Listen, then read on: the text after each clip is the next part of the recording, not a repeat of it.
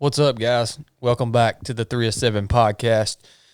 We just got done with morning or half day out on the range today, training one of our former basic course students.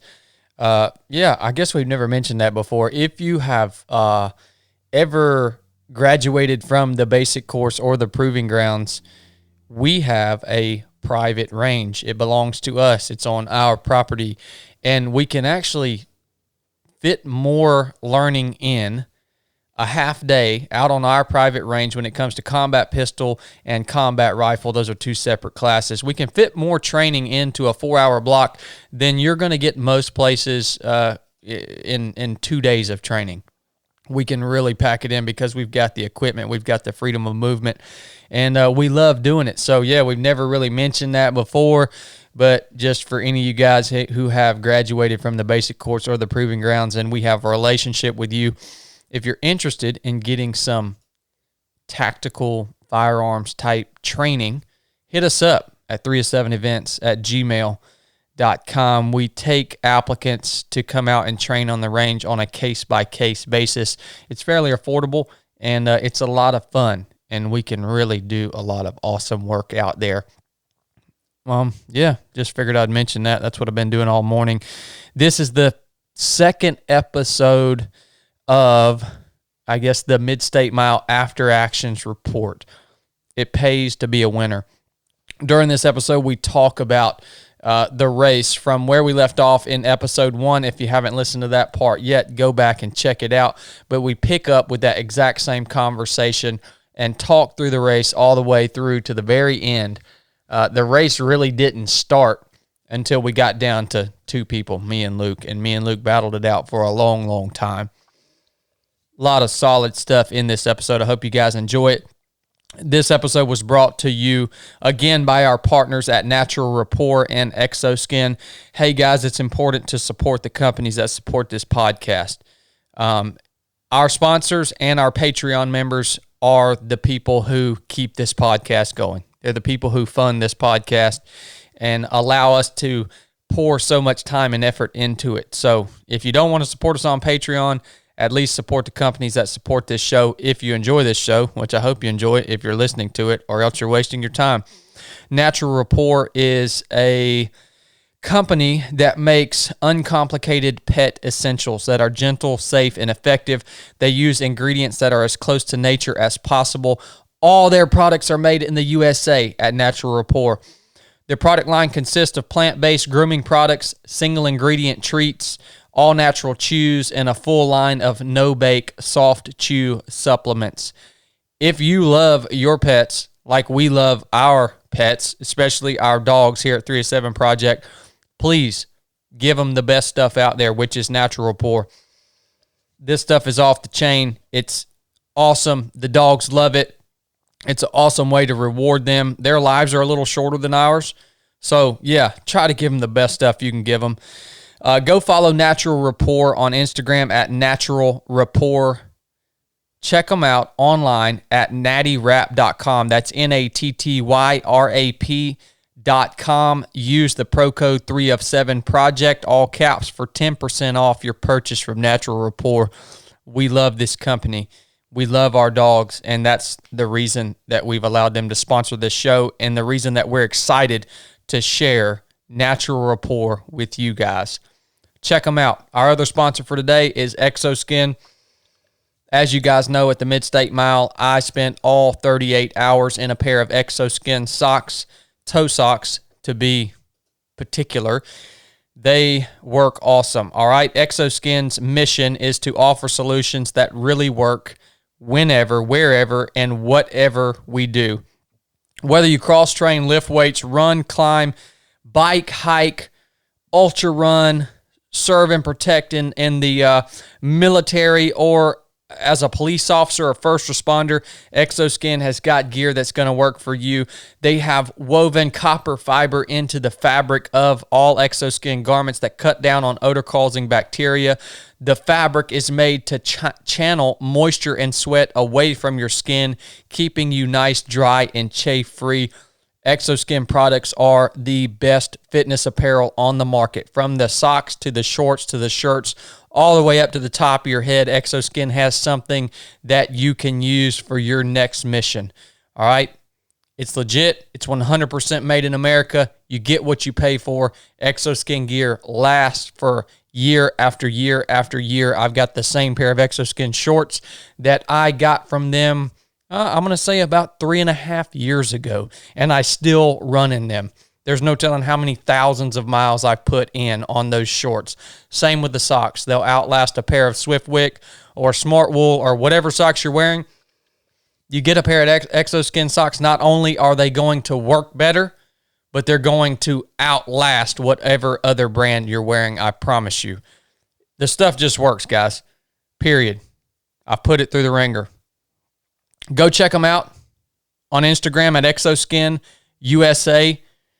Go order you some Xoskin at xoskin.us. That's www.xoskin.us.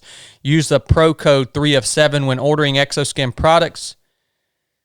I'll attach that in the show notes of this episode, along with clickable links to both Xoskin and Natural Rapport, so you guys can go check them out. Thank you guys for sponsoring this episode. Thank you, everyone on Patreon that supports this podcast. We love you guys. We just really, really appreciate you. And, we had a great call on Resurrected last night. That was awesome. We do that 3 Sundays a month, private content, Bible-based content that we have over there on the Patreon platform. And and last but not least, thank you to all you guys that have left us a review on iTunes. That helps the show grow. It helps the show populate. It helps new people find the show and get the same value that you're getting. Thank you guys so much. Enjoy this episode. Again, this is part 2, finishing up the after actions report at the Mid-State Mile with me, Blake, and Chili. Here it is. All right, we're back for part 2 of the Mid-State Mile recap. We're just looking over some old pictures of old Chili over here during the race. What did you do the whole time anyways, Chili? What do you mean? I was running around like a chicken with my head cut off, man. I'll tell you what, son, you can run that Instagram, son. I think he did. Ain't no telling how many laps he ran with Dwayne's camera. Oh, he was out there a lot. Yeah. I don't know how many miles he got in. He got some top-notch media training. Yeah, Dwayne and Ed taught me right. I'll just add that to my resume. You're getting too expensive for us, Chili. Oh, man. Yeah. If you guys hadn't seen Chili has basically created an archive of the race on my Instagram page. There's hours and hours of footage covering down on everything that happened out there, and they're posted on these Instagram live videos on my page. So if you want to go back to see this stuff and be able to visualize the things we're talking about, you can find it on there. Plus much more, things that we're not even discussing, things that have been forgotten, conversations and questions and all that. It's all on there. So, what was in them darn burritos, Chili? Man, I need. You know what? You know who I need? I need my boy Justin. His Instagram handle is Trail Trash Dirtbag. Oh yeah. I love him. He's on Resurrected. He is. I love him, man. And if it weren't for him, I would have just quit doing them live videos. I saw him on there commenting, and I said, Justin, if you could just start answering these questions that I've already answered 1,500 times, it can do me a huge favor, man. So then about every 3 minutes or so, he would just copy this same text, and he'd post. It said tailwind. It said Hoka Speed Goats. It said the lap counter, and it said peanut butter and banana burritos, and that's all it said. And I swear it helped. That's epic, dude. What? And so was the audience kind of building throughout the race Did you see it kind of build so new people were coming in? Oh, for sure. Yeah. Yeah, I mean, I think when we first started the lives, it was probably around 400, 500, and then it just slowly crept up to 600, 700, 800, and it would, ebb and flow, and then got up to, I saw 1,300 right at watching the finish. Yeah. It was just awesome. Yeah, that's pretty wild, man. Yeah, you crushed it on that, dude. And yeah, those peanut butter banana burritos I was eating with a little spot of honey on the top, they worked really good for a long time. But leading into this next portion of the race, which was we had the 8 a.m. intermission. That was our 24 hours. So this next 12-hour block, the heat started kicking on back in, brother. And those peanut butter banana burritos got a little heavy. Mm-hmm. And it was that tortilla. It was too heavy. So I actually stopped eating those pretty much. I mean, I might have took a bite or two throughout the day. But that worked for a long time. It's just like I told them boys out on the course. It's just like clockwork, son. Till it ain't. Well, that got them right there, didn't it? Oh, yeah. I don't know how many times you told people that. You're good till you're not. That's right. That's right, son. Yep. So yeah,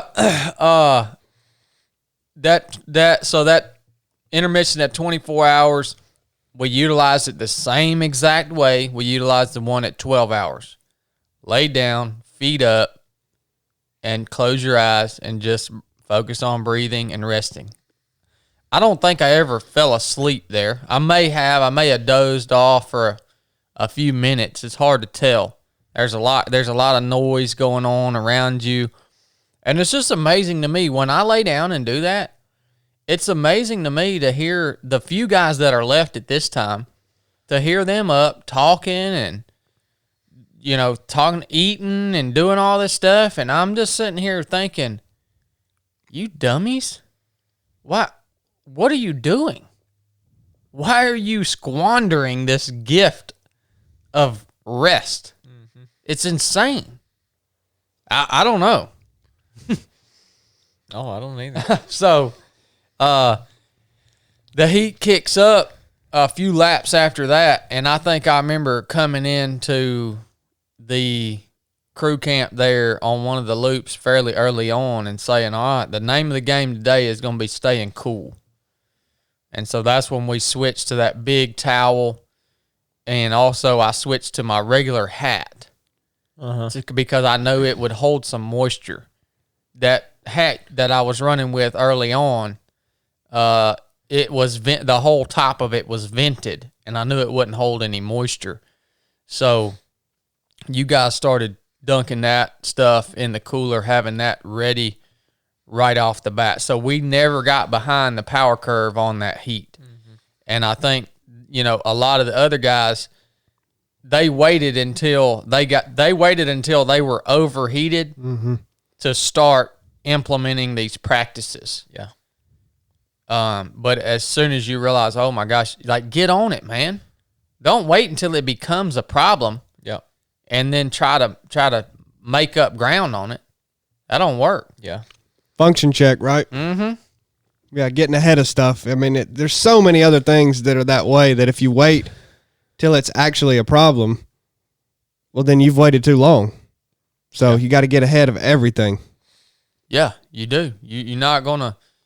Once you get that stress that the heat puts on your body and your stomach and digestive system and everything, you're not gonna recover from that. Yeah, you can do things to hang on longer, but you're not gonna recover from it. So we got on that early. Gosh, man, I don't even know how many people were left going into that day, coming out of the night, going into the day. I guess it would have been me, Luke, Aaron Dayna, and I think Mark was still in and it. Mark. Yeah. That's right when Greg, who placed 5th, he was right in there too. Did he make it into that? He made it into the. Well, yeah, he made it through the intermission. Yeah. Okay. In a few hours, I guess, into the morning. I think 5 made it through the intermission. Okay. Yeah. Yep. And I remember, so we dropped down to 4 people. The sun, when the sun comes up for me, like, it's just like, it gives you automatic energy, and you have to, again, you can dial back your effort because all of a sudden you can see, and you don't have to use your headlamp. Mm-hmm. So, I mean, I had this renewed energy, and I was just clicking, man. I was just clicking right on through it. Now, for me, this is where the patience part really started to come into play as we were working through that day. Because we've been going at this for a while, and the field has dwindled down to those, again, those really 3. Mark was there, but he was fading. And so I wasn't even really counting him. Not to take away from what he did. It was awesome what he did. He was the sleeper that nobody saw him coming, and there he was in the final 4. And but he was fading, so it was me, Aaron Dayna, and Luke. And I knew that if I just kept running my loop, that it was going to work. But at that point, there's only 3 of us out on the course, and you start to get that lonesomeness starts to creep in a little bit. Like, I want to kind of hang out with these guys and see where they're at and this and that. But that requires you to deviate from the plan. Mm-hmm. So there were multiple times through that day where I had to keep telling myself, just be patient. You have to be patient and just reel these guys in, man, and stay present, right? That's when I had to really start implementing those tools, which is really when the race pretty much started for me. So we got out of the process loops where we, again, separated the wheat from the chaff. That nighttime and the few hours in the morning heat did that. And we got down to the real competitors.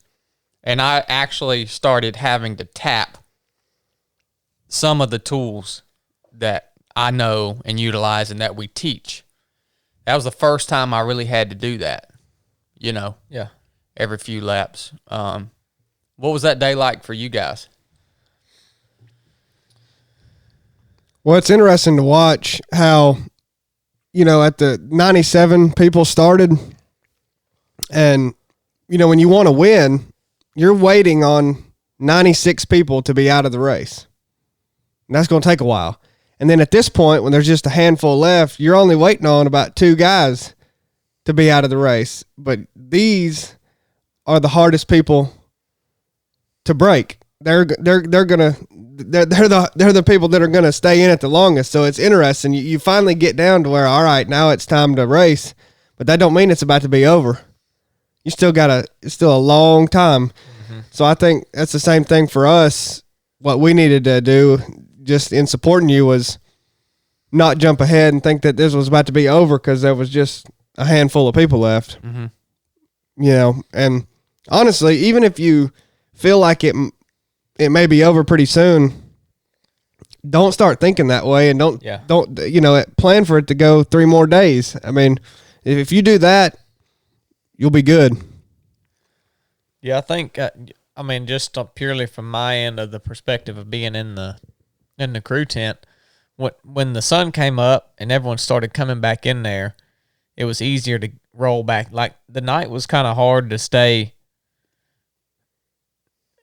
focused, I guess, because like the energy had died down in there, and it required more energy on your part to do what you needed to do. But when everyone came out and the crowd was there again, then it kind of gives you that, and the sun comes up. Although I will say probably that first hour of daylight, it was probably more tiring in that first hour of daylight for some reason than it was even in the darkness, like right at dawn. And But once everybody got back out there, you kind of get a whole nother boost of energy that keeps you up and helps you stay focused, really. I don't remember when did Mark go out? I don't know. I think it was not long after the sun came out. And then, Aaron Dayna, who got third, made it several hours past Mark, I think. Yeah. And, they just did a really good job too. And it was cool. I'm glad there was people there to, really make this thing go a long way. But I don't want to jump ahead here, but when it got down to Luke and Chad as the only two left, that wasn't that long after 24 hours. I mean, it really wasn't. No, we battled out a lot. And I remember running some loops with Aaron and thinking, man, this guy's looking strong, dude. Like, it could potentially be me and him at the end. Mm-hmm. I mean, he was looking just as strong as Luke looked. And, I'm wondering, because he was looking strong and then he was gone. Mm-hmm. Yeah. And I'm wondering what took him out of the race. Let's see if we can get him on the podcast. Carrier network error. Oh, heck. Carrier network error. Let me make sure I type that in right. Okay. Yeah, that's it. Let me try it one more time. Carrier network error. The OCN is missing. Please. Dang, the OCN is missing. Well, I was going to try to get Aaron on the podcast here. Yeah. But I don't think that's going to work. Well, yeah, one thing I'll say is the difference in him and Luke at about 24 hours was I thought Aaron was doing a much better job of sticking to his plan. Yeah. Mm-hmm. I thought Luke, these are just observations. I'm not putting anybody down. Obviously you see the job that Luke did, but he was just kind of all over the place. His lap times were erratic. And yeah. I don't know. Whether it was just he didn't have a real ironed out plan or he just wanted to kind of do what he was doing, I don't know. But I thought Aaron was sticking to a plan really well. And I think that's why he was able to go as far as he was. He did a great job of sticking to that. And he was coming in around 17, 18 minutes, something like that. I thought it was... He was always just about 30 seconds ahead of Chad, Mm-hmm. usually. Yep. Yeah. And I wonder if Luke's sporadic fast laps and stuff was a way for him to feed his impatience, because it's like you could get a little bit of a bite of relief from that impatience if you were to just blister the lap and you're like, all right, now I'm just going to hang out here. Mm-hmm. But to be patient out there running takes a little more than to be patient sitting in your chair for the next one to start, Yeah. So, I don't know if that's what it was or not, but he would do that occasionally. He would just come in and have like 5 or 6 minutes to sit there. Yep. Yeah. And, once again, I don't want to jump ahead of anything, but I've, in part one of this recap, you asked Becca and John, help me out. What exactly did you ask them? What was the pivotal moment? The defining moment. The defining moment. I'll tell you what it was for me because it was right in this time. When Aaron went out, the first loop after that, Chad and Luke head out at about the same pace. They're running pretty much side by side, and I think this was a loop that I was carrying one of the cameras for Dwayne. Hold on, we got Aaron coming on. Okay, good deal. You can finish up that story, Chili. Aaron, can you hear us? Hold on just a second, man. 1 second. All right, try it now, Aaron. Can you hear me? Can you hear me? Yeah, I got you now, Aaron. You're live on the 3 of 7 podcast, brother. What's going on? Awesome.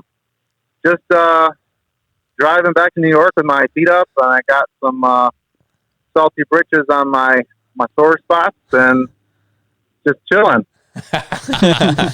Well, brother, we appreciate you joining us real quick. I know this is a last minute kind of phone call here, but we kind of wanted it to be that way.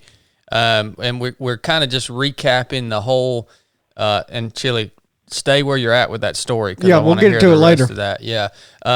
We got Chili here, Blake here, and we're recapping the race, and we've kind of come up to the point where it was just me, you, and Luke.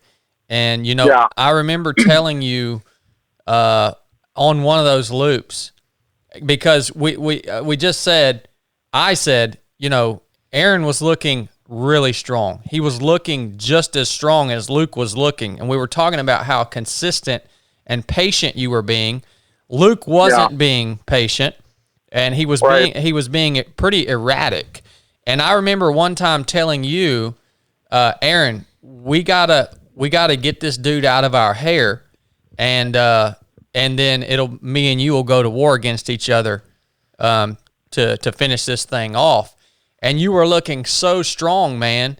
And I just want to know, I want you to walk me through what was going on in your head then, and then go on to tell us kind of what took you out, because you were looking so strong, and then the next thing I knew, you were gone.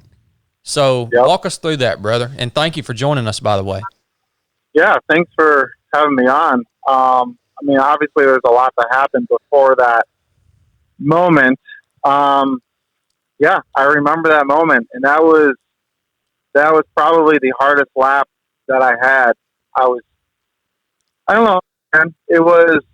I don't have a lot of experience going that long in my body. The heat that day was really wearing on me. I was just getting very, very fatigued. All the fatigue was just setting in. And on that loop you were talking about, we were both very quiet. We were both close to each other. And I was battling in my mind all the thoughts that I feel like it was coming to me. And then you said that, and you said, we got to shake this guy so you and I can go to battle. And I think I dropped on the next loop. So I don't know, man. I think I just had this sense that I did what I needed to do there. I have a lot of respect, Chad, for you and how far you're willing to push your body. And I felt like my body was telling me, like, this is good.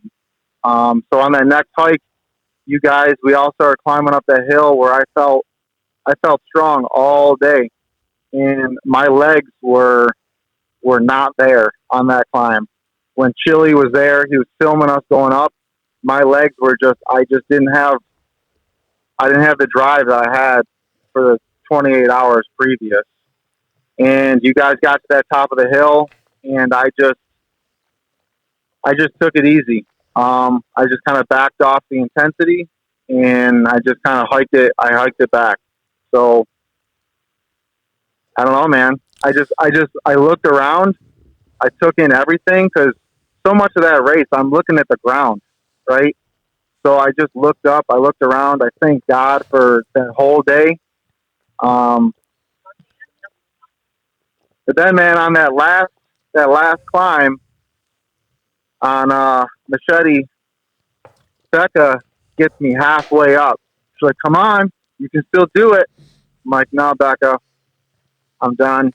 She's like, "Well, if you're done, you better not end like this." She's like, "You better give this climb all you got." So she got right next to me, and I was like, "Becca, I love you and I hate you, but I love you." And she climbed that hill with me, and then she's like, "Now you got to send it down this hill." So I'm like, "All right." I started jogging. She's like, "Brother, give it all you got." And I keep looking at my watch. She's like, "Stop looking at your watch. Tuck your poles back and send it." And I just hammered it. I just hammered it down that hill. I gave it everything I got. I think I came up a minute short. But yeah, that's kind of in a nutshell. Well, I remember you telling me, Aaron, I think it was shortly after we came out of the 24-hour intermission, I distinctly remember you saying, I haven't got what I wanted out of this yet. Yeah. And what was it? There was something obviously that you wanted distinctly out of this mission. And what was it? And did you find it? Yeah, there was. I didn't want to quit because my mind was weak or gave in to all those doubts and insecurities and all that kind of stuff. I wanted my body to let me know when I hit my limit. And honestly, Chad, like, I could have kept going. I probably could have got a couple more loops in the time. And then I think I would have just started slowing down because that heat was taking its toll on me. I would come in and stick my head in a bucket of ice for 2 minutes. And I was breathing as hard as if I was climbing up that hill. So I think I got everything. What I wanted out of it was I wanted to push my body as far as it would take me. And I wanted, at that point, I wanted to help Mark go as far as he could. And Mark was still in it. I mean, I know you started talking about when it was just 3 of us, but Mark Holcomb and I battled that whole night together. We were side by side trying to bring each other as far as we could. So at that 24-hour mark, I think it might have been 5 of us, maybe even 6, but Greg Armstrong was still in it, looking good. Mark was looking good. So at that point, my goal was I want to at least get top 3 because maybe it's a limiting belief, but I didn't believe that I could beat Luke, and I didn't believe I could beat you, Chad. And that's something that is kind of eating at me because I shouldn't have let that thought dictate. But at that point, I was like, I wanted to be top 3, and I had to outlast Greg, and I had to outlast Mark, who are very, very, very strong men. So once they dropped, I felt a relief. Mm-hmm. And then I just took some. I felt like, Chad, we had a really good lap together. That was like a victory lap for me. I got one-on-one time with you, and I got to say some things to you that I wanted to say for a long time. So, man, at that point, everything after that was gravy. Well, I want to let you know that, you said you didn't think that you could beat me. And there was a moment when I saw you running, later on into that day when you were looking strong. And there was a moment that crossed my mind that this guy could beat me. And that's the main reason that I was being so quiet. And I wanted to, because you're my brother, and I wanted to encourage you so badly. Like, I wanted to lift you up. But there was still a nagging thing in my mind that said, this guy could beat me. I am racing this man because he looks so strong. So I want you to know that's what's going through my head, man. Well, it's funny you say that because I had this thought. I'm like, and I know who you are. And I didn't really want to show you weakness, but I had this thought. I'm like, you should tell Chad you're struggling right now, and see what he would do. And I regret not doing that. I wanted to be like, brother, I'm really struggling right now. I need you. And I didn't. And I wish I would have, because I don't know how much farther I would have gone, but I regret not doing that because I know you would have lifted me up, and I know you would have pushed me further. So that's what was going through my head. I'm like, I should say something. I should be honest with him, but we are so quiet on that on that stretch. I'll tell you what, Aaron, you maintained the standard, brother. You really maintained and executed and lived to the standard. You never uttered a single word of complaint. It was just absolutely amazing to see what you did out there, man. And I am just so dang proud of you, brother. And talk me through just kind of what it felt like when it was finally over. I mean, how I know there's a video on Instagram, but just the inner workings of your mind when you finally said, all right, and you come in off that loop and you're a minute late and it's over. Yeah. I mean, overwhelming sense of gratitude. I mean, I gained so many family members, and my family who was all there gained family members. So just gratitude, man. I mean, I came in totally open to everything that the Mid-State Mile could offer. And in my faith, I knew God was going to meet me there and meet us there and do something special. So I wanted to suck every ounce of benefit out of that race. So I was just full of gratitude because I gained so much more than I ever expected. Kind of like the basic course. I went in open to everything that could happen to me and be presented to me. And I just received everything I could. So, dude, I was just grateful. And I mean, and honestly, I had no idea what to expect from my body because that was the hardest challenge of my life. So I was also just very surprised and at what my body and my mind was able to accomplish. I set a goal. I wanted to win it. My second goal was top 3, and my third goal was top 5. In seeing the people that were in that race at the beginning, I thought, no way I'm going to get top 3. I mean, no way. I mean, when Greg Armstrong showed up and he said, I figure I'll run a few laps, I'm like, oh, geez, here it goes. But Me too. I kept it simple. I just one stinking loop at a time. That's all you had to do. One loop at a time. And be present in that loop and not get overwhelmed. Because, man, that clock just ticks by, man. It goes slow, but it goes fast.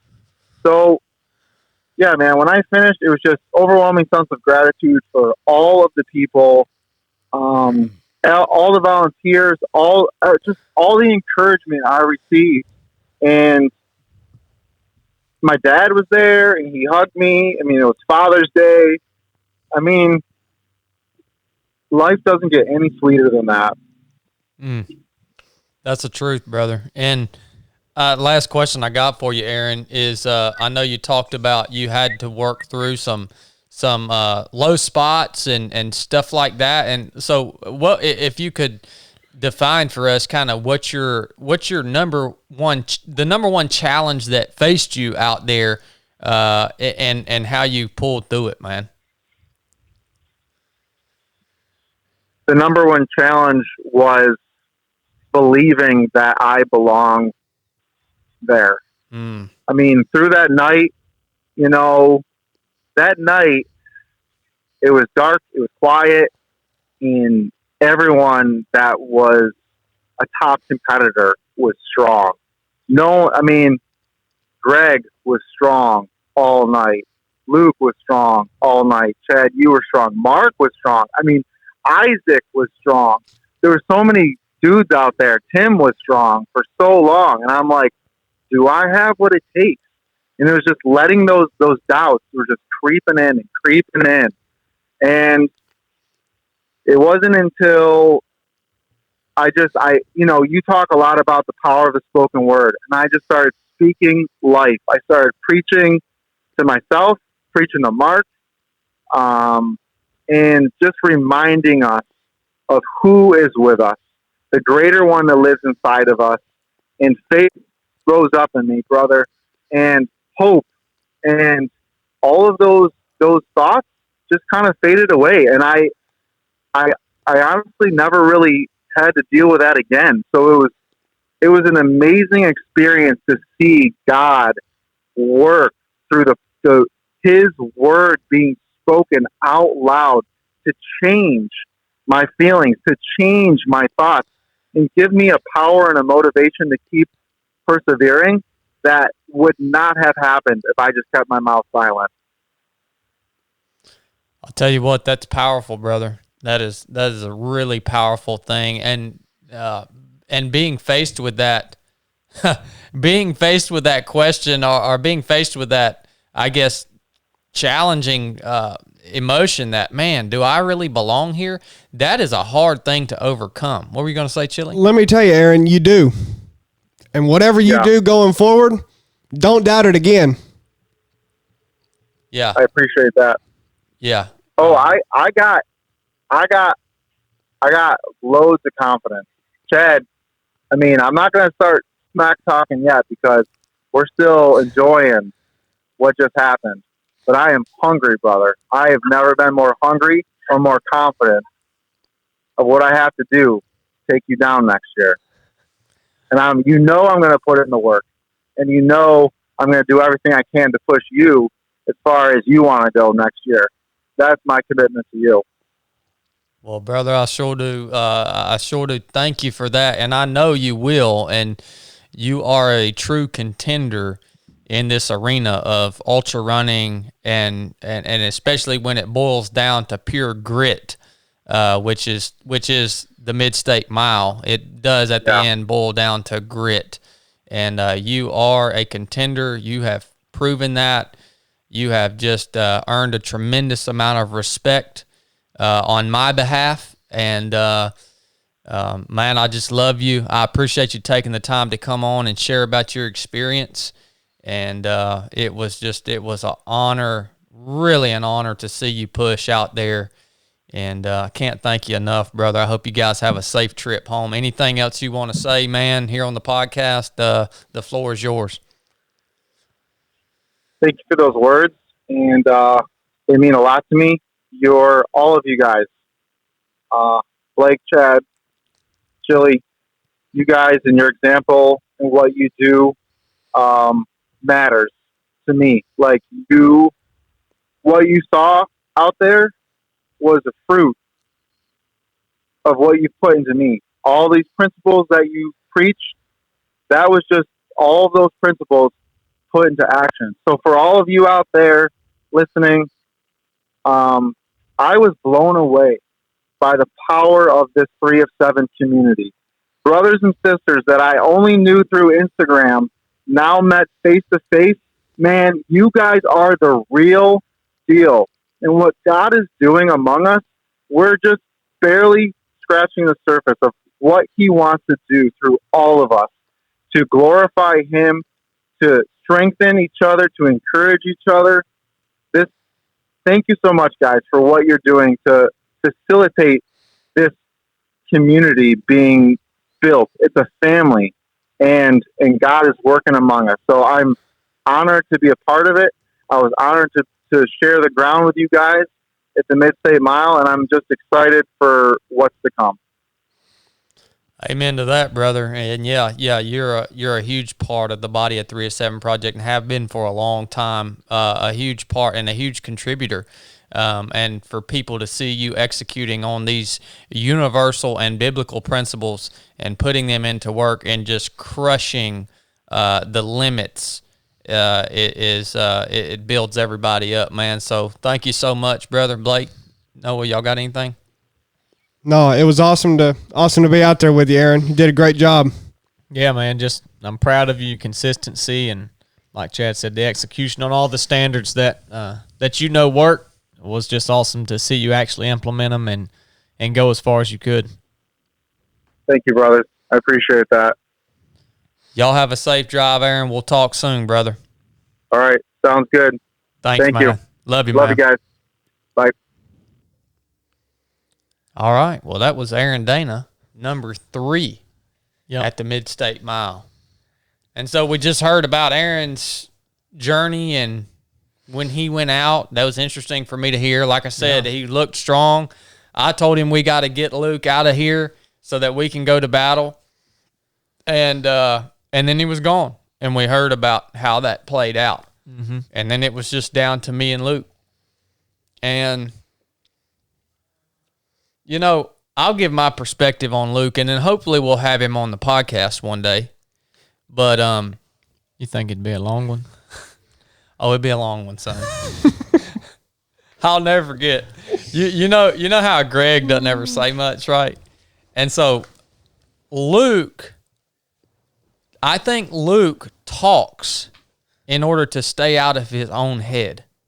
I think that's why he talks so much out there, is because when you're carrying on this conversation, you're not thinking about, what you're enduring. And so he literally talked the entire race. And I remember saying, Luke, go up there and talk to Greg. Go up there and talk to him. And I yelled at Greg. I said, here he comes, Greg. And I told everybody around me, I said, watch this. Greg's going to DNF because Luke's going to talk him to death. So hopefully we'll have Luke on the podcast one day to share his perspective on the race. I'll say this right off the bat. The dude is freaking tough. And I had a conversation with Greg on one of the laps when Greg was kind of fading, and I ended up running with him for a little bit of a loop. And at this point, I wasn't jiving with Luke very well. He just want my type of people. You know what I mean? Because I just want to be left alone to do my thing. You know what I mean? And I'm friendly, but like, I don't like to be talked at much. You know what I mean? Yeah. And so I'm trying to like get away from this dude because I'm like, man, just let me run. And this story of this conflict of personality continues to evolve as we go through this story. But I told Greg, I said, I'm going to run this joker into the ground. And Greg looked over at me and he said, well, good luck. He's tough. And he said, I think your only chance or somebody's only chance at beating him is going to be to take him into some significant sleep deprivation. Because here's the thing with a fast runner is used to finishing a race fairly early. Say 100 miles, they're used to getting that done in 20 hours or less. And so they are not efficient, or maybe they don't even know. I think Luke had said he had not been up more than 25 hours or something like that. That was the longest he had been awake running. And so Greg told me, and Greg's smart. He said, you're gonna have to just stay with him long until that sleep deprivation kicks in. And I think that's the only thing that's gonna take him out. What do you think, Chili? That's interesting that's what Greg thought, because I didn't think that personally. And honestly, at the end, I don't think that's what took him out. I mean, he was woozy. He told me on the course late when we got late into the day, he had multiple things compiling. Mm-hmm. But I think that sleep deprived state that he wasn't used to, he started hammering that Coca-Cola because he wanted caffeine. Mm-hmm. Because when you've been up for 30 hours, you get a little weird. You get a little off balance. You start seeing things out of your peripheral vision that aren't there. Things moving. Yeah. Shapes turn into animals. And he told me, he said, I'm woozy. And what happens when you get sleep deprived and you get a little woozy is you start trying to compensate for that by drinking Cokes, and you're not eating the right things. You're eating all this processed sugar. You start to kind of relax on doing the right thing. Oh yeah. So I think it played a big part into it. oh yeah. Because all that starts to compound on itself. So you start to get a little tired. So you say, well, I haven't drank any Coke for this whole time, but now I need to start drink. Well, then you drink that and you start eating a little junk food. Then your stomach starts messing up a little bit, and then you got the heat on top of that. And it was a pile of stuff that just started snowballing. That's for sure. I mean, it definitely played a role. It was just because one thing that would indicate that played more of a role than anything else actually is the fact that his form never changed. His gait was good. Yeah. I mean, obviously at the very end, but I mean, he looked good even when he was fading. It was interesting. Like usually when people start getting slower, they look like crap. He looked pretty good, running pretty well, and he was slowing down. So that would be the first time I saw his form change. Yeah. Was on the big climb, the first big climb. Luke climbs on his toes, which is fast, short, choppy steps on his toes, right? I don't do that. I'm flat-footed, take big, long steps, engage my glute to pull myself up the hill. He had climbed on his toes the whole time. Well, late, I started to see him all of a sudden not be able to climb on his toes. So his heel would touch, when he would take a step, his heel would touch the ground. Mm-hmm. And I saw that and I thought, yep, them old calves, nah. Yeah. They can only last so long. Yeah. So that was the first change I saw in his gait. Now on the flats and downhills, he was still good to go. Mm-hmm. But on those climbs, I saw that change in his step. Yeah. And I knew that those climbing muscles were starting to wane on him. Yeah. So yeah, it got down to me and him, and we're running, and of course, Luke is just hanging with me like a tick.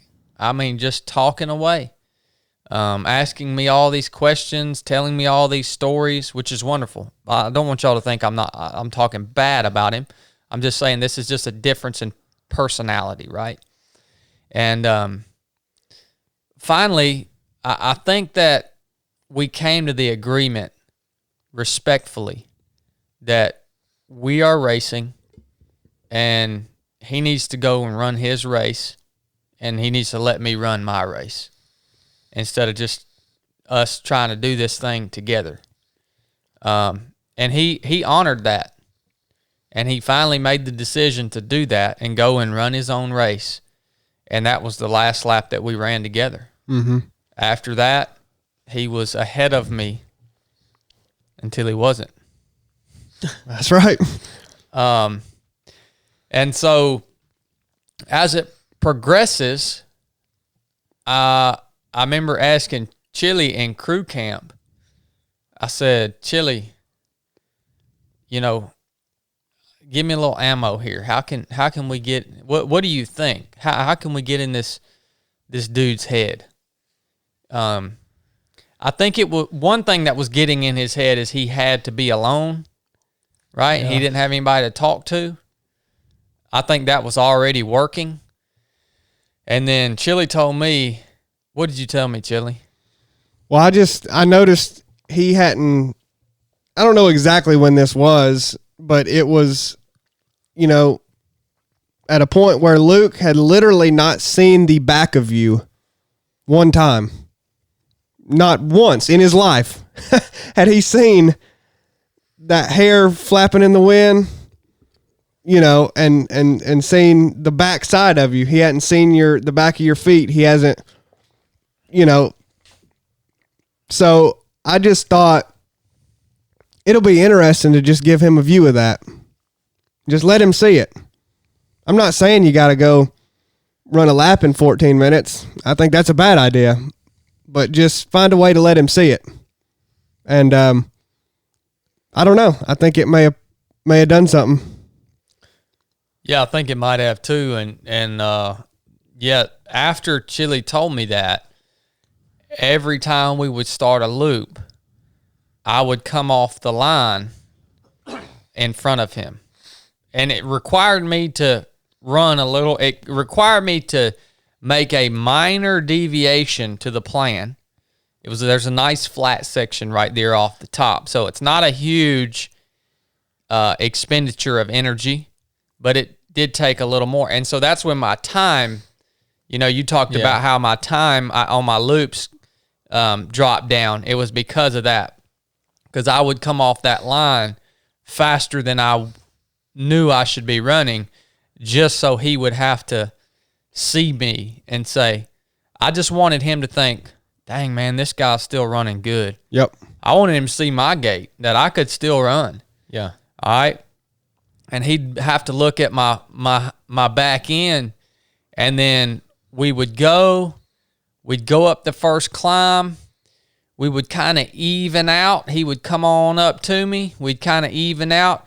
By the top of the climb, he would be passing me, and I would intentionally allow him to pass me because he was stronger on that downhill than I was. And so I didn't want him to see me running that downhill because he was stronger than me on that.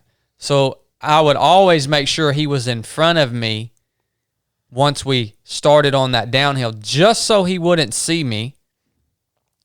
And I did that until I could pull far enough ahead of him to where when we got to the top of that climb and I went on my downhill, he could no longer see me on the downhill, right? When I got that far ahead of him. And yeah, man, there was a moment in crew camp when Luke's crew, I listened to them. They started talking about busting out the ibuprofen, and they busted out the med kit, and talking about all these tactics, and that are just gonna maybe prolong him, to a certain point, but not bring him back from the dead. And I called it out in the crew camp. I said, "Oh, look at there, old Luke, and them, they're busting out the med kit, man." I called that stuff out, man. That's all part of it. Yeah. And when he started to really wane, I could hear him coming off the line. I could hear him behind me. That joker got to farting and gagging and burping, and I knew this joker's experiencing some stomach distress because he's eating all this junk food, and Coke and processed sugar. And I was like, yep, I know what that feels like. And so there was a time, the one loop that I ran where I came in with 3 minutes to spare, that was a tactical move. And I think when I crossed the finish line, everybody was like, "What the heck, man?" And I was like, "Yep, I'm a tactician. Tactics, techniques, procedures, execute. And that was simply me showing that, hey, man, I'm stronger now than I've been all day. Yeah. And right in the face of his weakness. And I don't know what it did to him, but it obviously worked. Yeah. And that was the fastest loop I ran on the whole course. Yep. And that was close to the end, wasn't it? Fairly close. That was late afternoon, I would say. Yeah. Late afternoon or evening. And then after that, he started to really fold up. And I'm looking at my watch, and I'm saying, daggone it, man. It's like 7:00. I'm like, man, we got a 20-minute long intermission at 8:00. If this dude can make it through 3 more laps, he gets a 20-minute break. And so, I'm like, man, I hope I can get this dude out of here before 8:00. And that don't happen. He hangs in there. Yeah. Yeah. He hangs in there till 8:00, which puts us at 36 hours of running. The third intermission, we come in. I lay down, same as every other intermission, to get some rest. I don't sleep a wink, but I'm listening to them over there in his crew, and they're like, "Hey, man, do you want to lay down and get a little rest?" And he refused to do it. Yeah. I can't comprehend it. Mm-hmm. We get back up from that intermission, and he immediately starts complaining about how tight his legs are. Mm-hmm. So if you'll notice, when I laid down, I put the cold towel over my head. Now, it was hot outside, Yeah. but I went ahead and took a blanket and laid that blanket over my legs, even though it was hot. I did that to keep my legs warm. I didn't want my legs to cool down. It was hot being under that blanket, but I knew I had to do that. So when I got back up, my legs were not stiff. They were actually fresher. I felt refreshed when I got back up from that. And I think he stiffened up pretty good on that. Yeah. On that intermission. Well, I noticed my opinion would be you were probably stiffer getting up from that than the other intermissions. But I looked over at Blake and was like, oh, that's good how he just got up. He's not, because that's just how I am. I get stove up from doing that kind of stuff. And I was like, that's good. It's still, you went to the bathroom. Yep. And I was like, oh, yeah, that looks good. That walk over there. So I was happy to see that. I think every intermission you came out of, great. Yeah. Yeah. I expected to be a little stiffer than I was. Mm-hmm. And my legs did stiffen up a little bit. But, of course, when I got up and went to the bathroom, I purposefully did it as gracefully as I possibly can. Oh, yeah. Because everybody was watching. Yeah. So I think if I learned anything from Luke or any reassurance, he's a great runner, right? But the more you talk, the more you're going to say things that you shouldn't say. And if you just got to keep talking, you're about, you can't just come up with some off the wall stuff to say. You got to say some whatever's in your mind and your heart. You're going to start saying it. And he started to say, hey man, my armor's breaking down right here. If you'll take a shot right here in this vest, I bet you can get me. And then over here, I'm starting to, and I noticed when I got real tired, I don't like to talk that much, but when I got tired, I kind of got a little bit talkative. And I don't know why, but I did. You got a little crazy there in the night. Yeah, and I was like, but I told everybody in the camp, I said, look, if it don't need to be said, we just don't need to say it. The guys that were helping Luke there, they were just there, he didn't bring them with him.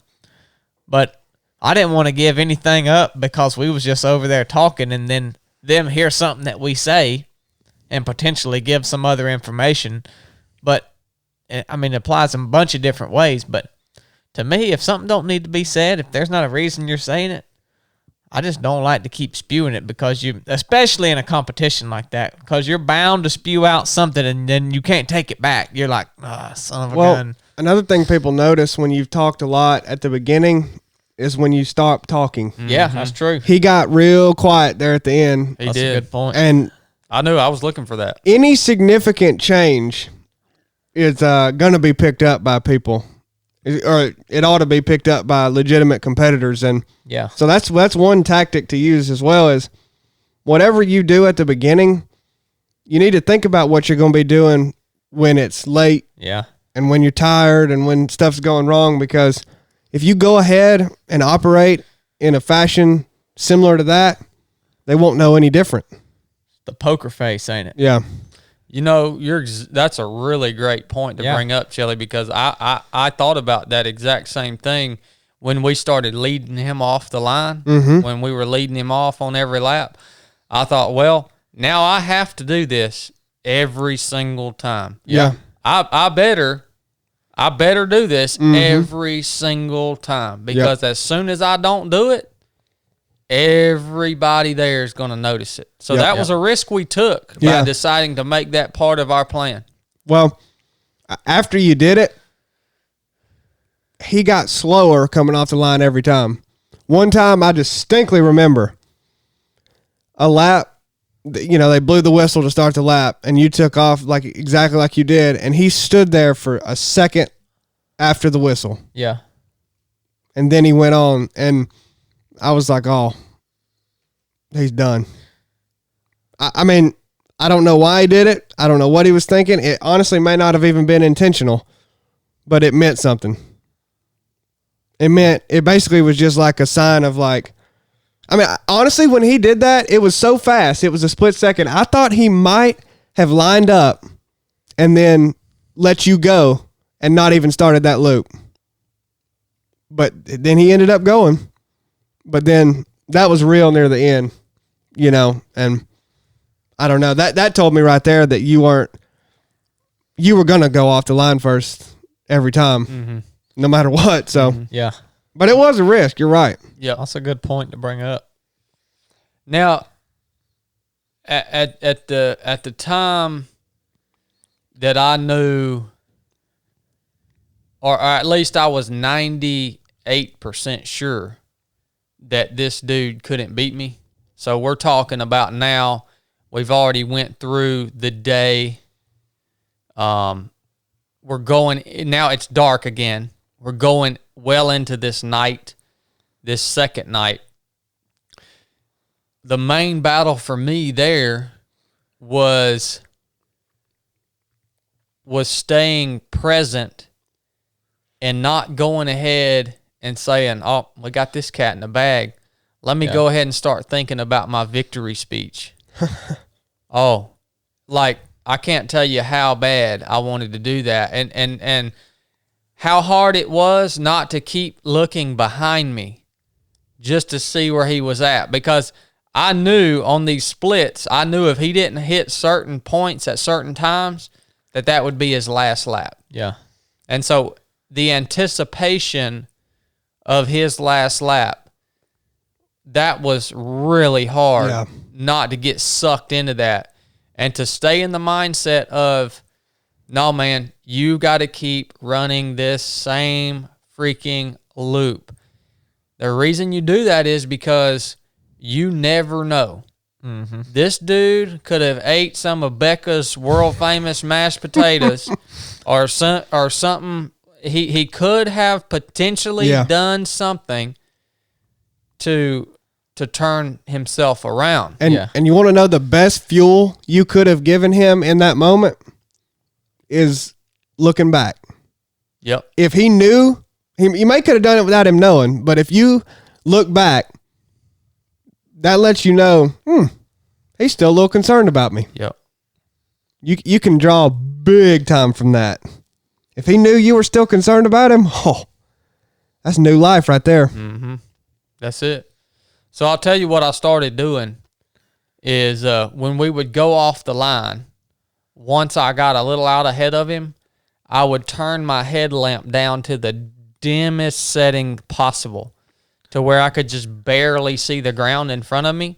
And I always made sure that headlamp was pointed straight at the ground because I did not want him to be able to analyze how close he was to me. So I didn't want him to be able to see where I was at any point. I wanted him to really feel that sense of, dang, I'm out here all by myself. And there's another tactic. I know, I give you guys all my freaking secrets, man. Well, I mean, there's no one out there that can beat you. You got to give a little info so they can maybe try to use them or something.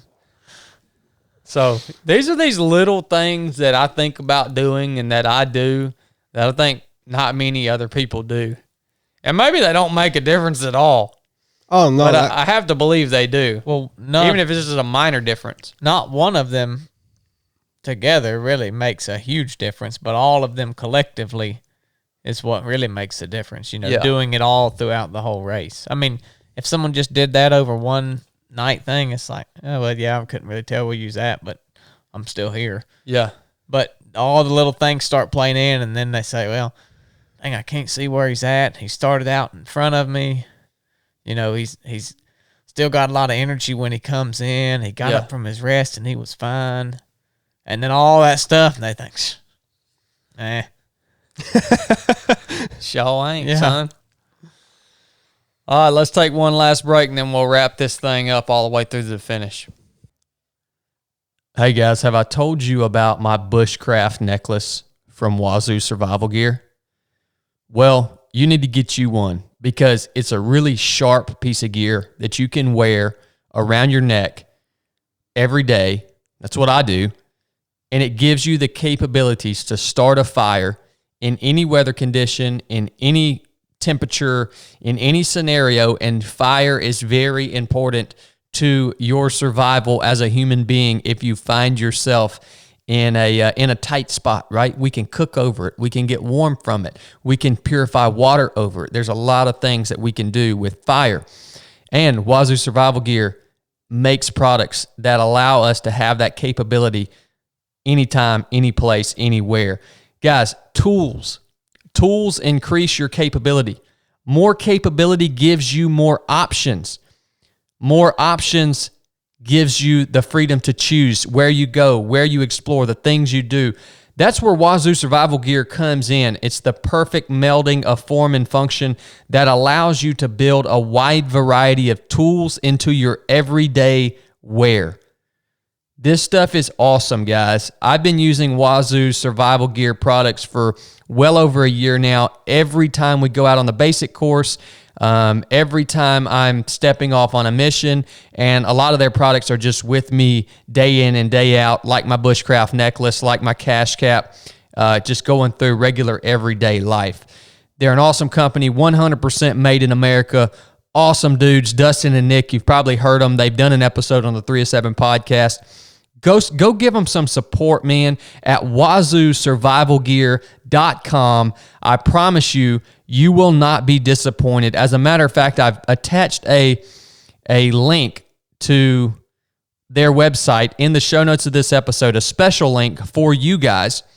When you go and place your order with Wazoo, they've given us a pro code that's going to give you 20% off your order. The pro code is the number 3 of the number 7, all caps.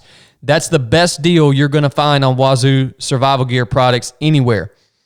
They asked me how I wanted to split this up. I could get 10% back on the purchases that you guys made using this pro code, and y'all could get 10% off. I said, no, give the customer 20% off. Give the podcast listener 20% off because you guys have rewarded me by showing up and listening to this show. So I want you to have the full discount. This company doesn't put their stuff on sale because this stuff is all handmade. And yeah, it's not stuff that goes on sale or expires. So it's a great deal. Go check them out, wazoosurvivalgear.com. Follow them on Instagram at Wazoo Survival Gear. Thanks a lot, guys. Enough said. Word limit. Back on Goofy, Blake. We're back with you. This is an endurance event in and of itself. Trying to recap 38 hours of running into even prior to that, everything, the whole journey into a few hours of podcasting. I got a little deficient on my calories and had to go in Don't get behind. my crew was in there watching Barney or something and having some crackers set out for me. Endurance episode right here. You know, I remember Chili saying before the race, he said, dang, I'll be glad when we get this behind us. Well, yeah, I remember when I said that, and I was like, you know what? He probably took that as like, I'm not excited for this, or don't want to do it, or whatever. But it wasn't that at all. I think it was because I was so excited that I started feeling that way. It was like the lead up to this was just good night. Every day you hear about it, and people so excited they're about to piss their pants. They want to be there. It was like, I'm ready to do it. Yeah. You know, I'm ready to quit talking about it. I'm ready to just do it. So it's happened now. Dude, it seemed like it took forever for the day to come. Mm-hmm. Gosh, it just seemed like it took so long, man. Yeah. Yeah, all right. So, we're at the end. We're at the end of the race. What I mean, obviously, I'm pulling out in front of this dude, and I knew on his last lap, I came up to the field on the second climb at the top of the hill, right on time, 15. All right. I looked out of my peripheral. I didn't see any headlamp. Mm-hmm. I knew he wasn't going to get it. If you don't hit that field by 15 and a half, 16, that late in the game, if you hit it at 16 and you had fresh legs and you could bomb that downhill and come around in the grass to the finish line, you could make it. Mm-hmm. But this late in the game, I knew he wasn't going to hit this field. I couldn't see him anywhere. He wasn't going to hit the field till probably 17. Mm-hmm. I knew he wasn't going to make it. Yeah. So I knew it was his last lap. I come in, nothing changes, sit down, get my food, do my thing, because I might have been wrong. I might be wrong. Maybe I just didn't see his headlamp back there. Nothing changes. Get up. At the 10-second warning, he's nowhere to be seen. Mm-hmm. Whistle blows.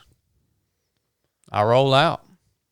What you guys got to see him come in? What was that all about? Well, I'll just say from my perspective, which was, I guess, completely unique, because I was out there at that, it's a figure 8 course, and I was out there at that middle point, and you came through like any other lap, and I was, just thinking it was like any other lap. And then I looked up the hill, didn't see him either, and I knew that was rare. Didn't see the headlamp. And then, it was a little while, and I was like, man, I got to go back to make sure I'm there when Chad comes through the finish. And then finally, about that time, I saw his headlamp, and I was like, all right, I'll wait, just because I want to see it. And then when he came through, it was funny, early in the race, he said, this isn't even an aerobic challenge. It's just not. My heart rate doesn't even get high. It's just about patience, I guess. And I guess your legs start to get fatigued and everything. And, he's right. It's not an aerobic. It's not super difficult, at that pace.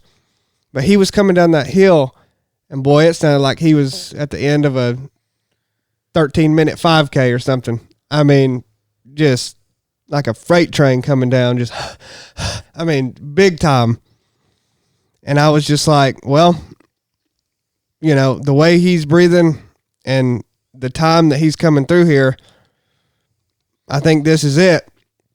But man, I props to Luke, man. He was, I started heading back, and you kind of mirror him on the course when I was heading back, and he starts making all kinds of noises. He was putting out. Yeah, oh yeah. And man, my respect grew for him in that moment. Mine too. He was absolutely still putting out, and I think at that point he knew that was his final lap, but he wasn't laying down. Mm-hmm.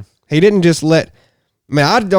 I think he made a lot of mistakes, right? Like everybody did, other than you, about talking about some of the things that were bothering him and being erratic and whatever, But he didn't just slow down and let that 20 minutes creep up on him.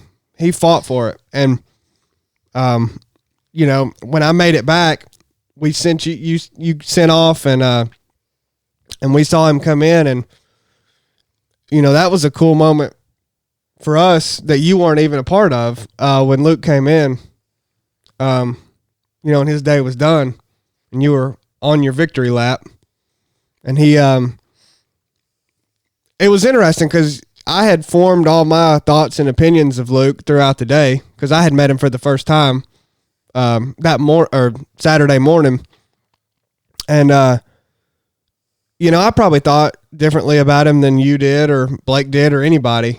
But and once again, I had pre-information on him, prior information that he was a great runner. I knew some of the things that he had done. But yeah, it was, I don't know. It was cool to see him talk when he got done with that loop, because he kind of, it didn't go how I expected it to go. It was interesting. I don't know what he had thought of you throughout the day, but you could tell he had an immense amount of respect for you that, quite honestly, may have even shocked him that he had. Mm-hmm. But he break that down for me, man, because I mean specifically because I wasn't there to see or hear any of yeah, that. I mean, I'm struggling to even talk, like, when he got through, you know, you had talked to Luke and made comments to him all day from the beginning of the race, really. And that was, from my perspective, that you knew who Luke was. I mean, you knew he wasn't just some random person out there just going to do a few hours. Yeah. And he knew who you were to an extent, you know, and you had your own preconceived notions about each other and everything else, but neither one of you really had respect for the other person yet. That's right. I mean, you can't really have respect for somebody that you've never met. Well, especially when your personalities conflict. Right. On the type of respect I'm talking about, you have to meet somebody and spend some time with them. Yeah. And throughout the day, I don't know that you even had developed it for each other yet. You know, you probably got annoyed by his ongoing podcast that he was having, the talk. And I think some of the comments you made to him, he didn't know how to take. Mm-hmm. But when he came in at the end of that loop, after pushing, I mean, I saw it pushing hard. All that kind of went away. Mm-hmm. It did. And he had full respect for you. And his words reflected that.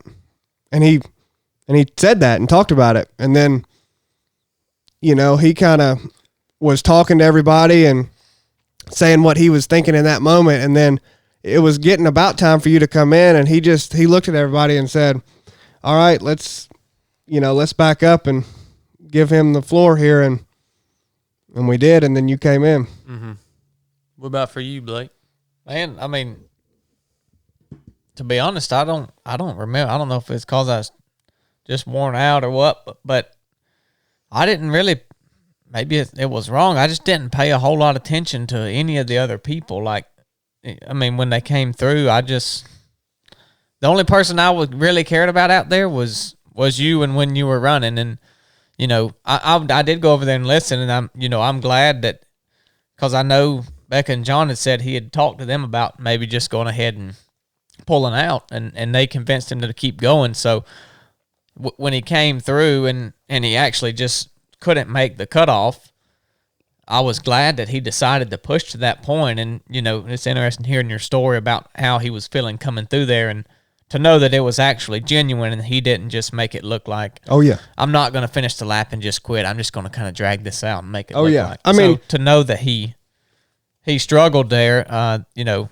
and actually pushed to that point is good to hear, and does give me a, you know, even more respect for him. And what he did out there was, I mean, that's amazing effort that he put in. But, you know, everybody was over there listening and stuff, and they was all coming up and saying, "Oh, good job. You know, y'all did it." And I was like, no, man. I mean, there is one guy still on the course, but he's still racing the clock. Yeah. Like, you know, I mean, you can't celebrate. I know there was nothing going to stop you from coming in, and, you know, unless you just fell down and broke your leg or something. But it's like, there's still something. He had a lap to complete. Yeah, there's still something here. Don't congratulate me or anybody on anything, because nothing's been done yet, you know? And so that's really where my head was. Once you came through, then I was like, okay, now we can kind of settle down. We can talk about it, congratulate, hug, take pictures, whatever. But I can't really, the thoughts may come to me later about things I saw and heard out there, but I just didn't really pay much attention to anybody else, any of the other runners other than you there. I mean, when I just kind of had my thing that I wanted to do, and that's just all I did. Mm-hmm. I think if I was in a different role out there, I would have really paid more attention to how people were acting and remembered more about their finishing and stuff like that. But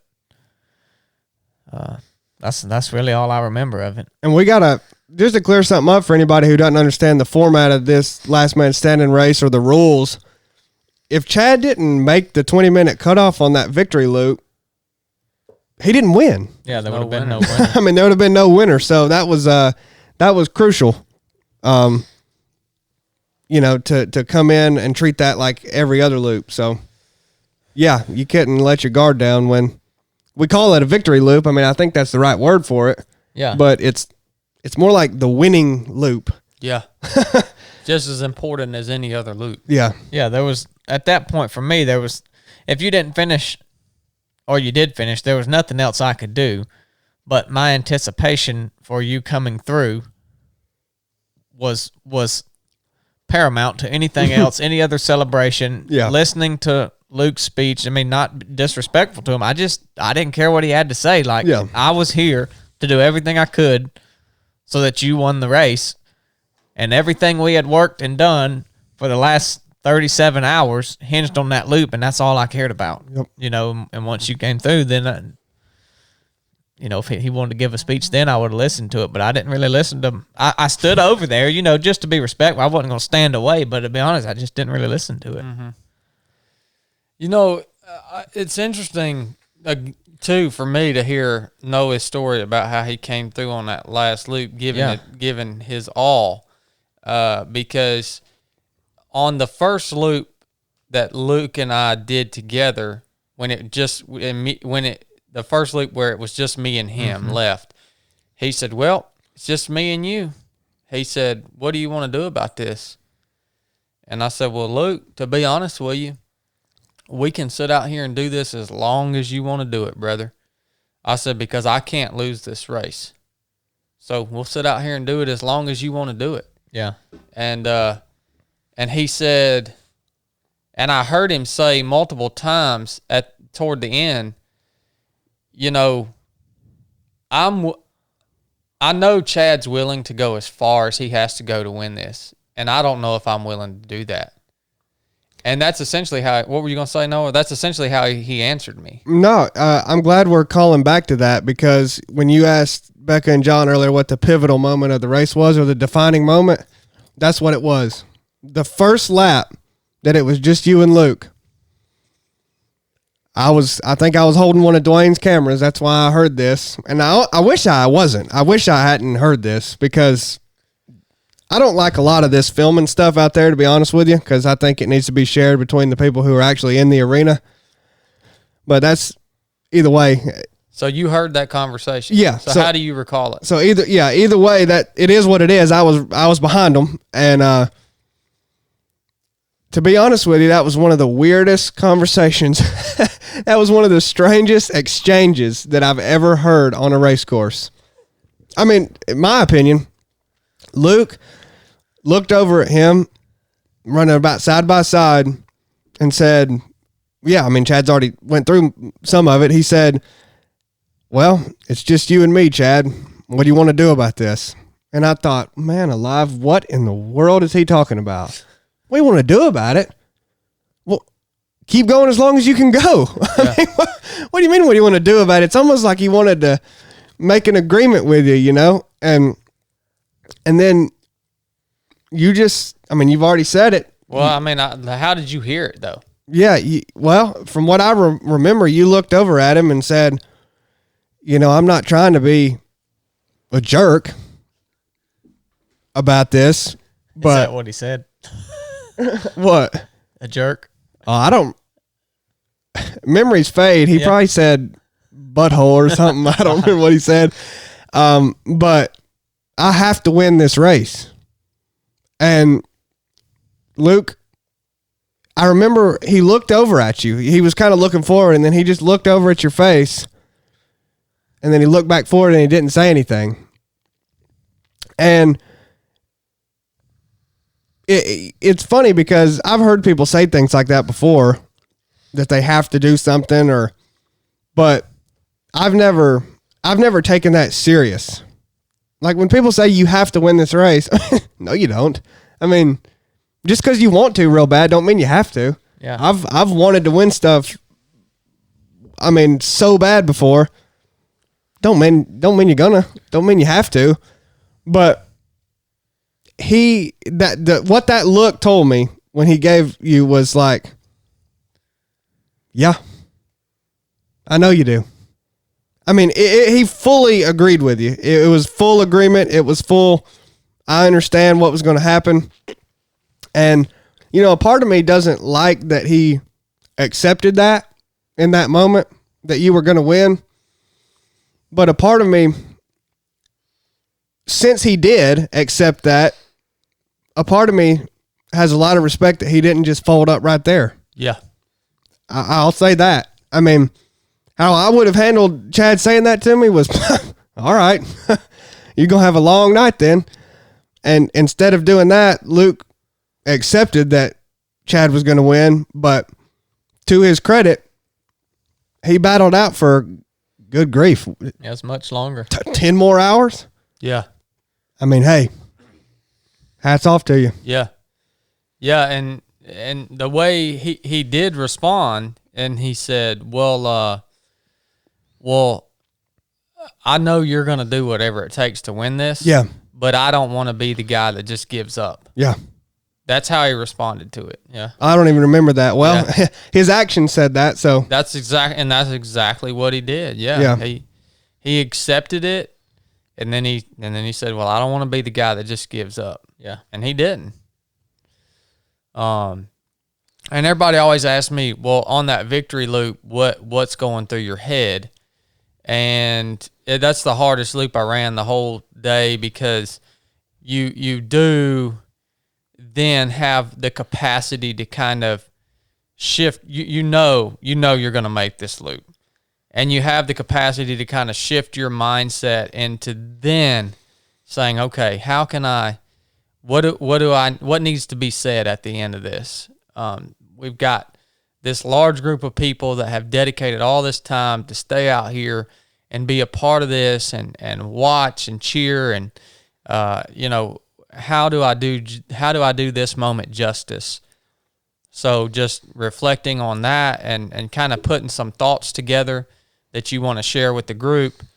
And then at the same time, you start to feel all the things that are not good with your body. Yeah. You start to feel that for the first time. Somebody asked me, said, well, at the end of the race, when I came across the finish line, first thing I did was hug Luke and thank him for the gift that he gave me and for not just giving up. That was a gift to me. He did that for me. We just made the assumption that he knew he wasn't going to win. And right after that, I made the statement that my feet are just macerated. They're just tore all to pieces. My quads had been I don't know what you call it, locking up, or just they hurt so bad. I had something going on with my right hip. Just all kinds of crap.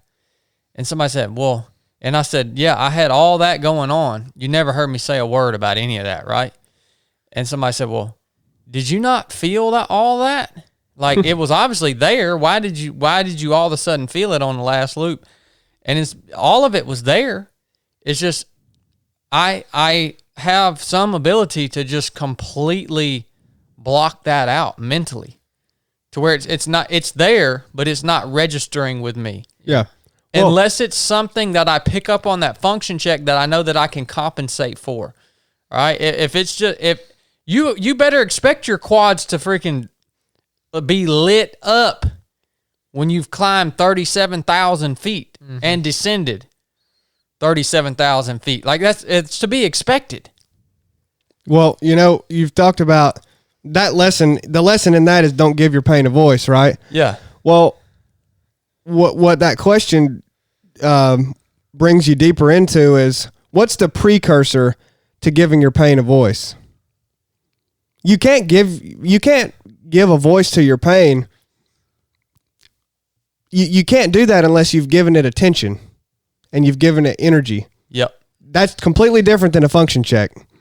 You're doing that function check, going through everything that you can fix and you can get ahead of. But once something has happened, like he talked about his feet and quads and everything, quit giving that crap attention in your mind. It's taking up residence in your mind. And it's got to do that before you even give it a voice. Yep. So stop it. Stop. Don't just not give it a voice. Don't give it any attention like that. Don't focus on what's going wrong that you can't change. Exactly. And that's how I block it out mentally. Yeah. But on that last loop, you start to feel all that because you can kind of somewhat let your guard down. Yeah. And it's interesting. I talked to Scott Worthington yesterday, and he said, it was wild, man. You looked so strong.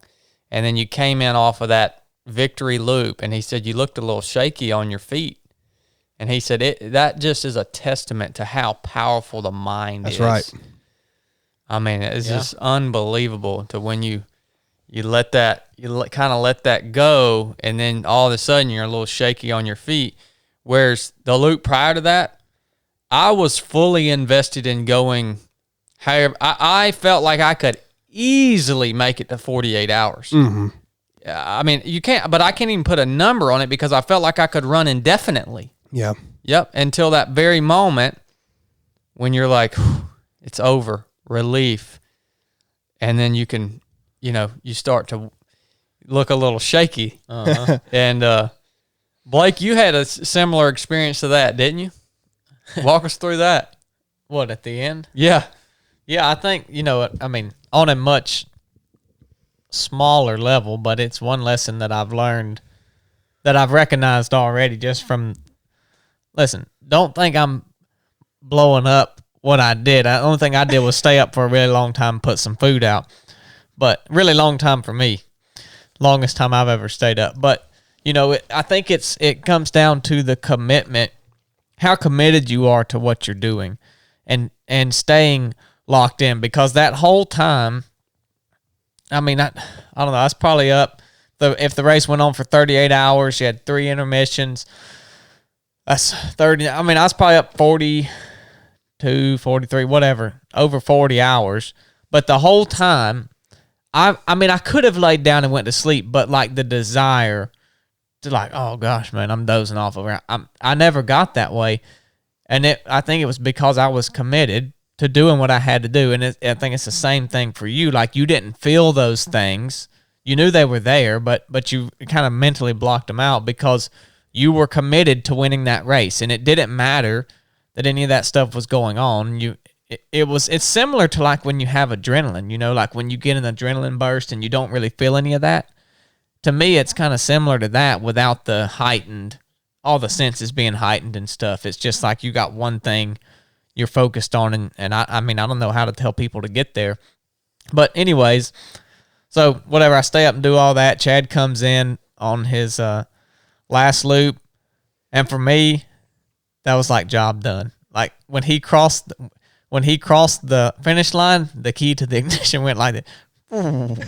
and everything got turned down. I got stuff loaded up and we hadn't really talked about what we were going to do when the race was over, where we were going to go or stay or whatever. So we briefly discussed it, and Chad said something about a hotel, and then he goes and apparently gives an interview that lasted about an hour. I thought it was about 2 or 3 minutes, but he goes over and gives an interview, and I sit down and I start thinking, I thought, last thing I want to do is keep on dragging this out and go to a hotel, and then tomorrow get up and then go get breakfast, and it prolongs everything. I wanted to get home and see the kids now that everything was done. So Mom's like, well, I feel fine. I can drive home. I said, okay, well, that's fine. So we get in the car, and we hadn't really told Chad about the decision. And I go down and do some stuff in the Suburban, and I lay down in the seat, and I guess I did fall asleep because I thought Chad's interview was about 2 minutes long. I was like, they come open up the door, and I was like, dang, man, it's faster than I thought it was going to be. And I get in the back seat, and Chad starts talking about something. We hadn't told him where we're going, and he's like, he uses these big words. I don't know what they were. He was like, I'm perturbed and blown away that you guys are about to try to drive home. I'm shutting this down. And and he says something else, and I mean, I'm just worn out, and it kind of ticks me off. And I said, well, I trusted that Mom was an adult and she could make the decision and tell me whether she's tired or not to drive home. So that's what we're freaking going to do. And, whatever. We just kind of went to the hotel room and did our thing. Everything, and, was fine, after that. But the lesson I learned is that, like, that once you shut that off, once you shut off your commitment and your responsibility to things, when you're that deep into it, there's no coming back. Like, I couldn't have turned it back on and said, I'm focusing back in. And it's kind of like what we were talking about Crew and Chad, where when he left out, we would kind of start talking and cutting up. And when you get so deep into something, the very second that you decide, all right, job done, let's call it off. The first thing I learned is that once you call it off, you can't call it back on. That's right. And that's why all these patience, present, deliberate, and function check, now I realize all that stuff are only tools to keep you locked on longer. The key to everything, it's like all patience, present, deliverance, all right here, and it keeps you from this line. This is the key, on or off. And it keeps you from turning that key to off. Because eventually you'll get there, and it's a hard switch. It's just a split second, but once it's done, it's done. You cannot change it. You can't go back and forth with it. And the other thing I learned is I shut down too early. You got to stay locked on till you're in the bed. Oh, yeah. I mean, that's a lesson learned. Like, my job there was to take care of Chad and do all of that stuff, but part of that meant also getting him to the room and getting him what he needed through the end. I messed up on that part, but it's just a lesson learned, Chad told me in the truck, he said, man, you freaking nailed it on the crewing, but you're doing an absolute terrible job right now. I think that's when he ticked me off, and I popped back off something at him, and mom was over there trying to be the referee, and but that is one of the biggest lessons that I, just on my half, that I just kind of learned about me, and that I recognize now that I take out of it. So, beyond the win and all that stuff, I mean, that's most important, but I always try to be conscious of when I'm doing stuff, what can I learn about myself and how can I get better? And that's definitely one thing. I mean, I just don't stay up late. I don't stay up long for many things. So I'd never stayed up that long. And PN told me I done messed up now. He knows how long I can stay up for the basic courses. But yeah, I mean, that was what I experienced there at the end. And I mean, to me, it was just so interesting at how hard that shift is. And I mean, you would think like, oh crap, I shouldn't have turned that off. Let me get back focused again. But it doesn't. Your body is not going to do it. It's not. Once I sit down in that RV, son, Chad said I look like a fish out of water that you lay on the dock, and every now and then you'll see it kind of flop. Like it's got a little bit of life left in it, but it's twitching. It's gone. But I mean, it's like the nerve endings moving or something. That was Blake. When you cut the head off the snake and it's still over there every now and then trying to strike.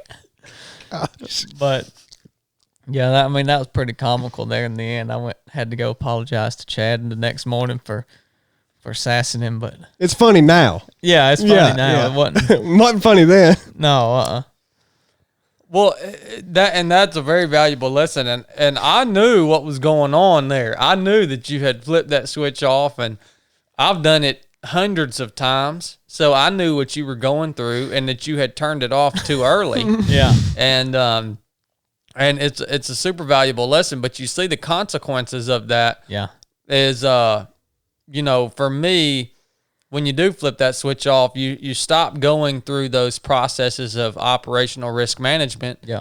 And, you know, that decision that you guys had made to allow Mom to drive back home that night. Terrible decision. Yeah, the reason that I didn't allow that to happen was simply ORM. It wasn't because I couldn't lay down. I could have laid down in the back of the Suburban and said, well, y'all just do whatever you want to do. I've raced and I'm done. But I hadn't flipped my switch off yet because I knew I couldn't do that until I crawled under the sheets in the hotel room filled with bugs. And so that's the reason I said, no, you are not driving this rig 4 hours back home at freaking 2 o'clock in the morning. We wouldn't get home till sunrise, and you've been intermittently sleeping for the last 3 days. Yeah. Like, no, that puts our lives at risk. And that's the reason we shifted that plan.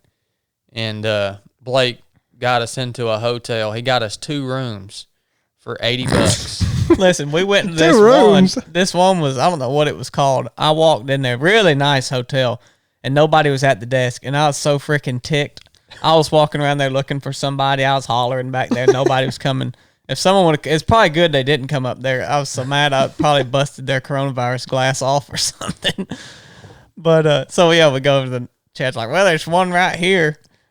We get it booked, and he says, I said, Hotel 6? I don't know what it was. I don't even remember. I said, we need 2 rooms, and he tells me it'd be $80. And I said, no, we need 2 rooms. And he's like, yeah, $80 after taxes. And I was like, well, all right. We get up there. Chad's room smells like cigarettes. Got burns in the seats and bugs all in his sheets. It's literally filled with these black beetles. They were all over the walls. They were all in the sheets. Look, it's like John Coffey opened up the door and breathed his old fly breath into the room and then closed the door up. It was rough. Son. Ours wasn't quite as bad. I walked in there and seen Chad's, and I said, all right, man, you good? Yeah, he said, well, you staying with Mama? In the back of my mind, I was thinking, maybe hers a little better than this. I thought, serves you well, you old codsack. No, I'm glad, obviously, that he had the experience to, keep going, because I mean, that was just the first time I had done it, and lesson well learned. You don't shut off yourself until you under the covers. Yep, 100%. Yeah, so that wrapped it up, man. We got up the next morning, went and ate a little biscuit love. Yeah. And everybody asked about recovery. I'm on the same recovery program that Chili's on. You just chill, eat some decent food, and let your body do its own thing. Oh, yeah. Mm-hmm. I'm going to go ahead and tell you, y'all out there with your Normatec boots on, your daggone powders and dust and creams and CBD and all, that's all a freaking scam, dude. It's all a scam. Yeah. These people have made billions of dollars off of scamming you to think that there's something that you can do to help your body recover faster and better. No. Just leave it alone. Yep. Kick your feet up, eat some decent food, and relax. Yep. And one part of that, too, a good reason to not, is you become reliant on that stuff and your body don't know how to do it on its own. That ain't no good. I mean, your body is designed, God literally designed our bodies to when we accrue damage, it can fix itself. Yeah. I mean, don't try to speed that process up with stuff that you're going to have to feel like you rely on to ever recover. I mean, you can do what you want to do. I just don't, all that stuff is, it kind of gets your body in a place where it doesn't know how to do it by itself anymore. And it has that amazing ability anyway. So. Yeah, that's the recovery program I'm on. And I feel good today. I mean, I'm probably going to go do a little mountain bike today. You seem good. Yeah. Well, Chili didn't say all that, but I couldn't get him off that darn sparkling unicorn tier THC water he was drinking out Were there. you hitting on that, son? Son, he was hitting them unicorn tears hard. Were you really? Yeah. Man, that was a sponsor out there, that Mad Tasty. And people tried to get me to drink that from minute one, and no. About 30 hours in, oh yeah. Was it good? He was double fisting them unicorn tears, son. He was making hard pulls on them. Was it good? It was all right. I mean, I'd honestly, I just like regular water. It's like sparkling water, isn't it? With CBD in it or something. THC. I can't believe you did that. I didn't know you did drugs. He likes unicorn tears. Oh, come on, man. Caffeine's a drug. All right, Chili. That explains a lot about you. He got some red eye love from it. Well, if y'all are lucky, I'll put Chili's duck face as the thumbnail on YouTube for this episode. Chili made a good duck face out there. Please don't. On the course. So. No, I think it should be some of those at the end when Chad came through. If y'all want to see, if you didn't catch that, what Chad had to say at the end, I think y'all put it on YouTube. Yeah. And I just want to say, after all that Chad had done, he finished that loop and embraced Luke and then pointed every bit of glory back to God. And I'm just I'm really proud to know a guy who has the humility and faith to do that. And it was pretty cool to watch. The finish line, when you win a race, all eyes are on you. It's kind of a unique moment. I mean, honestly, Chad, people are gravitating towards him anyway, but when you win a race, that's just the way it is. And you can make that moment about you real easy. Mm-hmm. And he didn't do that. Yep.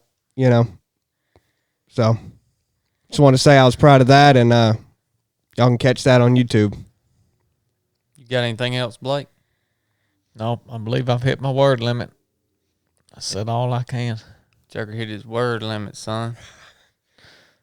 Well, that's a pretty good recap of the Mid-State Mile. I'm sure as we process through it all in our own heads, like Blake said, we'll be a little more articulate of the specific lessons that you guys can take from this. This was kind of just more of an opportunity to tell the story and not dig so much into the principle type things that got us through it.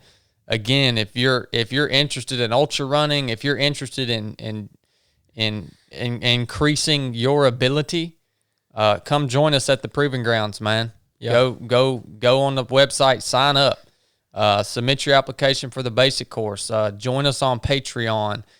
Connect with us on a deeper level. We love the podcast, but this is just the surface of what we do. Yeah. This is the very entry. Listening to this podcast is the very entry level of what we can give to you. Yep. All right. Everything else requires more resources. So, everybody, you guys, like we had Aaron on earlier, we've had John out to the Proving Grounds. Big John's actually coming on the basic course. You guys are, along with God, you guys are the ones that keep 307 Project alive and allow it to function and operate the way it does. So when you guys sign up and come out and get what you can, get what we have to give to you, you're not only hopefully walking away with some really good skills, tactics, techniques, and procedures to utilize in your own life, but you're also supporting 307 Project and everything that it is and all the people that belong to it. Yeah. We hope to see you guys out there at one of the events, and we'll go ahead and further deconstruct this thing and take more lessons from it as we process it in our own minds. Thank you guys for tuning in. I enjoyed it. It was an endurance episode, but we'll be back to regularly scheduled programs after this, and It was good. Good deal. 2 over the word count. Thought it was good. Got anything else, Blake? That's good. All right, love you guys. Enough said.